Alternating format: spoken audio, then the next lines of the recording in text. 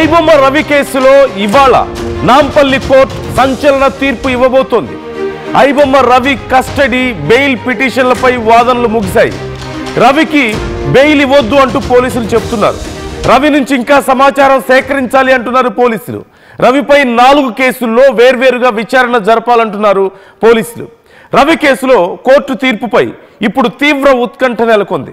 రవి బయటికి రావాలంటూ చాలా మంది రవి అభిమానులు కోరుకుంటున్నారు.